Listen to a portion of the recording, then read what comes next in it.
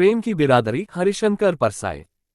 कहानी कला के तत्व और प्रेम की बिरादरी। कहानी कथानक। कहानी के आरंभ में ही प्रेम विवाह को लेकर तीखा मजाक किया गया है। दो युवक युवती अलग अलग जाति के होकर भागकर शादी कर लेते हैं।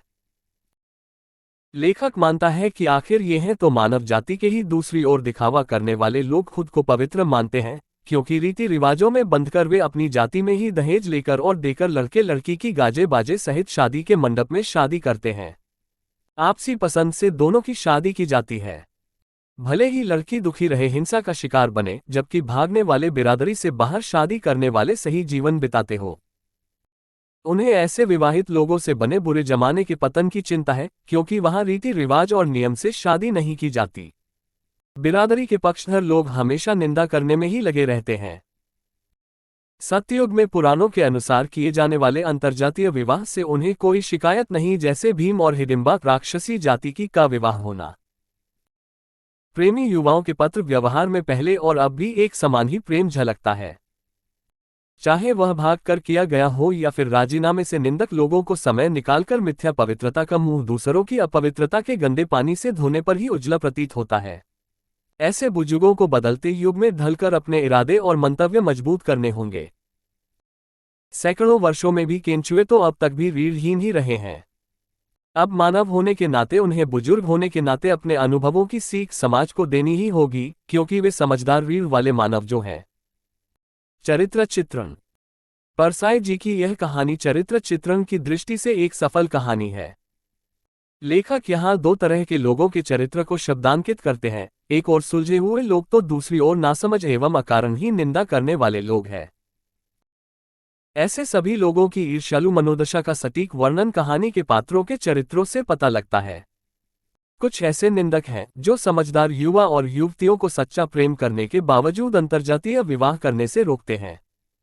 वे ही अपने स्टेटस के झूठे दिखाए वैभव की आड़ में युवा जोड़ों को जबरन समझौते वाले विवाह में बांधकर सुखी होते रहते हैं, भले ही वे युगल युवा जीवन भर ढकी रहें।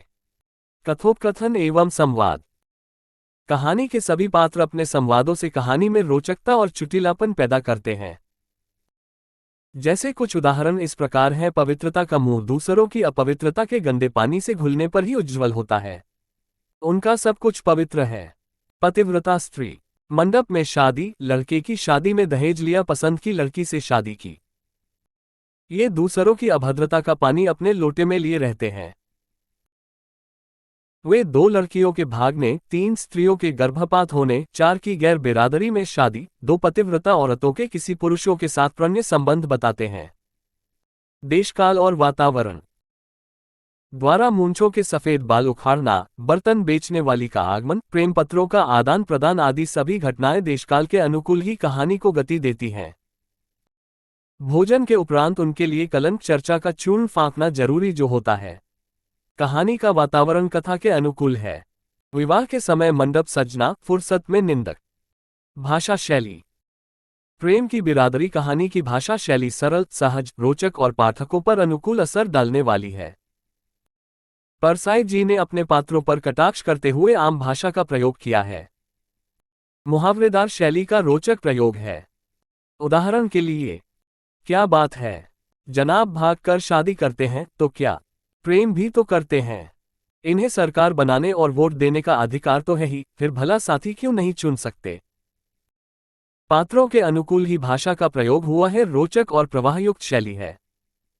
उद्देश्य। इस कहानी में लेखक परसाई जी अपने उद्देश्य में पूरी तरह सफल हुए हैं। वर्तमान समाज में जाति प्रथा और प्रेम को अलग रखकर देखने वाले निंदक किसी भी समझदार व्यक्ति के लिए अमान्य और नासमझ है। समय की मांग है कि अब पढ़े लिखे समझदार युवा जोड़ों को उनकी इच्छा के अनुसार अवसर दिए जाएं और अंतर्जातीय विवाह को भी मान्यता दी जाए। तभी सही मायनों में देश आगे बढ़ेगा। साथ ही देश की युवा पीढ़ी और बुजुर्गों के बीच समन्वय हो पाएगा। जातिभेद के दायरे से बाहर निकलकर नई सोच सब में जगानी होगी।